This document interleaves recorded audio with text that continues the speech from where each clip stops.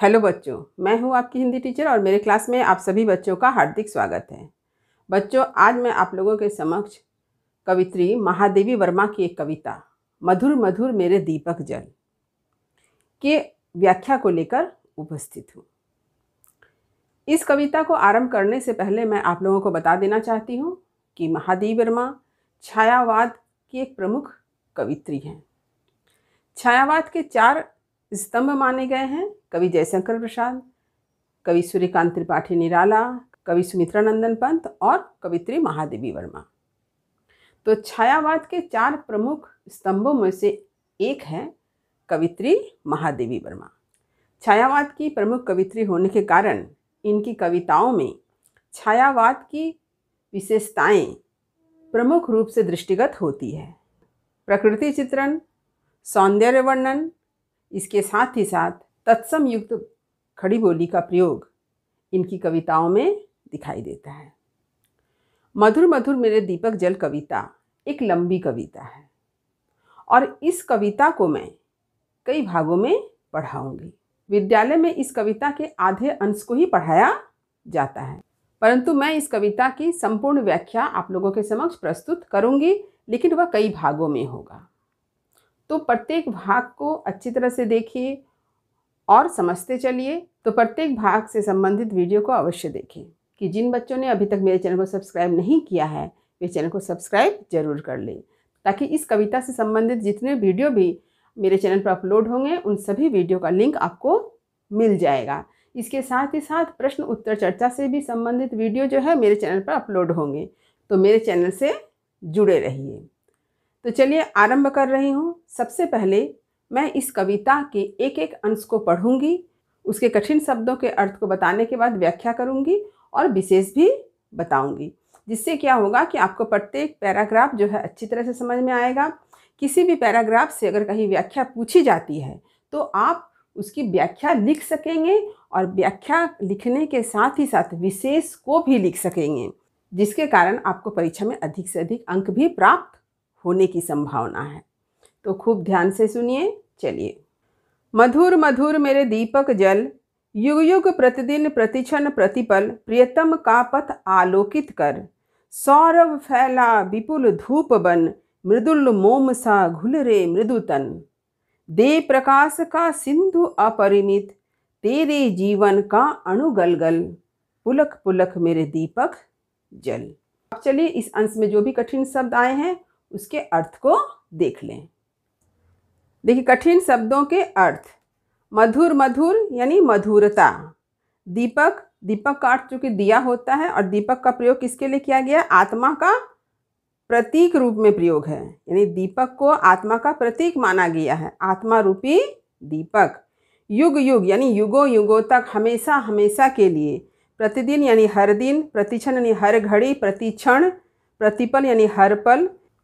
प्रियतम यानी प्रिय, प्रिय किसे कहा गया है? ईश्वर को कहा गया है। पथ यानी रास्ता, आलोकित यानी प्रकाशित, सौरभ यानी सुगंध, विपुल यानी विस्तृत फैला हुआ, धूप अगरबत्ती को कहा गया है। ये धूप, सूरज की गर्मी को धूप नहीं कहा जा रहा है, धूप यानी अगरबत्ती। मृदुल यानी कोमल, घुल यानी गलना, घुलना। मृदु तन यानी कोमल शरीर। सिंधु यानी समुद्र। अपरिमित यानी असीमित, सीमाहीन, जिसकी कोई सीमा ना हो। अणु यानी छोटे छोटे कण। और पुलक, पुलक यानी रोमांच, रोमांचित, आनंदित होकर, यानी पुलक का अर्थ है आनंद। तो अब चलिए मैं इस अंश की व्याख्या करती हूँ। मधुर मधुर मेरे दीपक जल कविता में कवित्री का आध्यात्मिक भाव यानी आध्यात्मिकता का भाव स्पष्ट रूप से दिखाई देता है।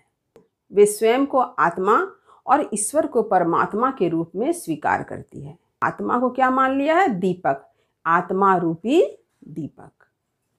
यानी ये आत्मा जो है यह निरंतर परमात्मा की ओर आगे बढ़ती है, परमात्मा से मिलने के लिए अग्रसर होती है, और यही तो उनके जीवन का उद्देश्य है। तो कवित्री इस क्षेत्र में क्या कह रही है? मधुर मधुर मेरे दीपक जल, यानी मेरे आत्मा रूपी दीपक तुम मधुर मधुर यानी मधुरता के साथ जलो। जैसे हम लोग सभी जानते हैं कि ईश्वर के लिए हम लोग क्या करते हैं? दीपक जलाते हैं। यानी ईश्वर का जब हम आह्वान करते हैं, ईश्वर का जब हम चाहते हैं कि ईश्वर हमारे घर आए, तो हम क्या करते हैं? दीपक जलाते हैं। आप लोगों ने दीपावली में भी देखा है, हम लोग क्या करते हैं? माँ लक्ष्मी का आगमन हो, इसके लिए घर को दीपक से सजाते हैं। यानी किसी के आगमन की खुशी में हम लोग दीपक जलाते हैं। तो यहाँ पर भी महादेवी वर्मा क्या कर रही हैं? परमात्मा के लिए आत्मा रूपी दीपक को जलाए हुए हैं और अपने आत्मा रूपी दीपक से कहती हैं कि तुम मधुरता के साथ जलो। युग युग प्रतिदिन प्रतिक्षण प्रतिपल, और सिर्फ एक दिन के लिए नहीं जलना है, युगों युगों तक जलना है। प्रतिदिन जलना है, हर दिन जलना है, हर पल जलना है, हर क्षण जलना है।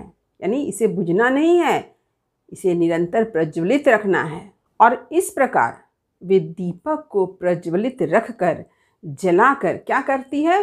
प्रियतम का पथ आलोकित कर। प्रियतम यानी ईश्वर, परम ब्रह्म परमात्मा। उन्होंने प्रियतम किसे माना है? परमात्मा को, परम ब्रह्म को परमात्मा माना है। तो प्रियतम का पथ यानी जिस रास्ते से होकर, पथ यानी रास्ता, ईश्वर आएंगे, उस रास्ते को वे प्रकाशित करना चाहती है, प्रकाश से भर देना चाहती है। सिर्फ इतना ही नहीं, वे यह भी जानती है कि उस प्रकाशमान रास्ते से होकर ही उसकी आत्मा जो है परमात्मा तक पहुँचेगी। यानी आत्मा की जो यात्रा है परमात्मा तक की, वह रास्ता जो है वह प्रकाश से आलोकित हो। प्रियतम का पथ आलोकित कर, यानी प्रियतम कौन है? प्रियतम है परम ब्रह्म परमात्मा। यानी ईश्वर तक पहुँचने का जो रास्ता है, प्रियतम का जो पथ है, उस पथ को प्रकाशित रखो। तो ये प्रकाशित क्यों रहेगा? ताकि उस रास्ते से होकर आत्मा अग्रसर होगी। किसके तरफ? परमात्मा की तरफ। आत्मा परमात्मा से मिलने के लिए जिस पथ से होकर गुजरेगी, वह रास्ता जो है प्रकाश से आलोकित रहे, प्रकाश से प्रकाशित रहे। इसीलिए महादेवी वर्मा अपने आत्मा रूपी दीपक को क्या कह रही है? मधुरता के साथ जलो, ताकि उसका प्रकाश जो है फैला रहे। उस प्रकाश से ईश्वर तक पहुंचने का रास्ता भी प्रकाशित रहे। बात को आप ध्यान रखिएगा कि प्रकाश का अर्थ यहाँ पर ज्ञान भी है, क्योंकि जब हम अपने हृदय को ज्ञान से भरते हैं, इसका मतलब हमारे हृदय में प्रकाश है। और अज्ञानता किस अर्थ में है? अंधकार के अर्थ में। जब प्रकाश फैलता है तो अंधकार दूर होता है, यानी जब ज्ञान का उदय होता है तब अज्ञानता नष्ट होती है। तो जब हम ईश्वर की तरफ अग्रसर हो रहे हैं, इसका अर्थ क्या है? हमारे हृदय में ईश्वर के प्रति सच्चे ज्ञान का उदय हुआ है। ईश्वर के स्वरूप को हम सही अर्थ में समझ सक रहे हैं। इस ज्ञान का उदय हमारे हृदय में हुआ है, तभी जाकर हमारी आत्मा क्या है? आज दीपक के रूप में जल रही है और ज्ञान का प्रकाश फैला रही है। सौरभ फैला विपुल धूप बन, मृदुल मोम सा घुलरे मृदुतन। देखिए यहाँ पर कवित्री ने अपने कोमल शरीर को, मृदुतन माने कोमल शरीर को, किस रूप में बतलाया है? मृदुल मोम, कोमल मोम के समान। यहाँ पर उपमा अलंकार है, क्योंकि उन्होंने अपने शरीर की तुलना किससे की है? कोमल मोमबत्ती से। तो आप सभी जानते हैं कि जब मोमबत्ती जलती है तो क्या होता है? मोम गलता है। तो यहाँ पर भी महादेवी वर्मा जी कहती हैं कि उनका शरीर किसके जैसा है? कोमल मोम के समान है, मोमबत्ती के समान जल रहा है, जिसमें उनका कोमल शरीर धीरे धीरे मोम के समान गल रहा है। तो एक शरीर का गलना क्या है? यानी जब हमारे हृदय में सच्चे ज्ञान का उदय होता है, जब हम ईश्वर के सच्चे स्वरूप को पहचान सकते हैं, तब हमारे हृदय से क्या होता है? अहंकार का नाश होता है। तो ये कोमल तन का गलना यानी अहंकार का नाश होना है। तो अहंकार का नाश होता है। सौरभ फैला विपुल धूप भन। इसके साथ ही साथ कवित्री यह भी कहती है कि चारों तरफ सौरभ फैला, यानी चारों तरफ सुगंध फैल गई। किस रूप में? धूप के रूप में। अगरबत्ती को जब आप जलाते हैं तो उसकी सुगंध चारों तरफ फैल जाती है। तो कवित्री ने इसी बात को बताया है कि उनकी आत्मा है, उसने क्या किया है? अगरबत्ती के समान चारों तरफ सुगंध फैला दिया है। और उनका शरीर जो है, उनके शरीर में जो निहित अहंकार की भावना है वह मोम की तरह गल रही है। दे प्रकाश का सिंधु अपरिमित, तेरे जीवन का अनुगलगल। और इस प्रकार क्या होता है?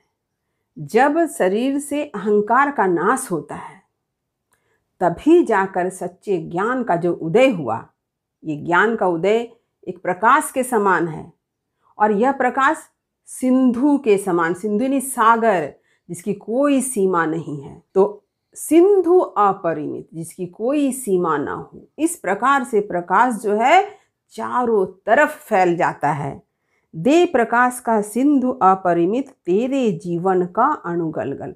और इस प्रकार कवित्री कहती है उनके जीवन का एक एक कण जो है गल जाता है, यानी अहंकार का विनाश हो जाता है और ज्ञान का प्रकाश सिंधु के समान चारों तरफ फैल जाता है, जिसकी कोई सीमा नहीं है। यानी ईश्वर को पाने के लिए अहंकार का विनाश होना अत्यंत आवश्यक है। इस बात को भी कवित्री यहाँ बता रही है। कबीरदास जी का एक दोहा आप लोगों ने पढ़ा ही है, जब मैं था तब हरि नहीं, अब हरि है मैं नाही, प्रेम गली अति सांकरी, जामे दो न समाए। यानी जब तक मनुष्य के हृदय में अहंकार होता है तब तक मनुष्य के हृदय में ईश्वर का वास नहीं होता है, और जब अहंकार समाप्त हो जाता है तब ईश्वर उसके हृदय में निवास करते हैं। तो इस बात को यहाँ पर कवित्री ने भी बतलाया है। पुनः कवित्री कहती है कि हे आत्मा रूपी दीपक, जिसमें ईश्वर के प्रति अगाध आस्था निहित है, यह पुलकित होकर आनंदित होकर के जलो। जैसे आरंभ में कहा मधुरता के साथ जलो, अब यहाँ कवित्री कहती हैं आनंद के साथ जलो, आनंदित होकर जलो। क्योंकि जब अहंकार का विनाश हो जाएगा, अहंकार समाप्त हो जाएगा, तभी जाकर आपको ईश्वर की प्राप्ति होगी। इस तथ्य को कवित्री ने यहाँ पर भली भांति समझाया है। तो अब चलिए इसका विशेष देख लेते हैं। आप स्क्रीन पर देखिए, वहाँ पर मैंने विशेष को एक एक करके लिख दिया है। आप उसे ध्यान से पढ़िए और उसे अपने कॉपी में जरूर उतार लीजिए। पहली विशेषता क्या है? इसकी पहली विशेषता यह है कि कवित्री का अध्यात्म भाव यानी आध्यात्मिकता का भाव यहाँ पर स्पष्ट रूप से दिखाई देता है। कवित्री ने आत्मा को किस रूप में माना है? दीपक के रूप में। यानी दीपक क्या है? आत्मा का प्रतीक है। यहाँ पर कवित्री ने आत्मा रूपी दीपक को युगों युगों तक हमेशा हमेशा के लिए हर पल जलने के लिए कहा है। तो दीपक का प्रयोग आत्मा के लिए हुआ है, यानी आत्मा को दीपक मान लिया गया है। इस दृष्टि से रूपक अलंकार है। कवित्री ने अपने शरीर की तुलना किससे की है? मोम से की है, मोमबत्ती से की है, इसलिए यहाँ पर उपमा अलंकार है। मधुर मधुर, गल गल और पुलक पुलक, यहाँ पुनरुक्ति अलंकार का सुंदर प्रयोग हुआ है।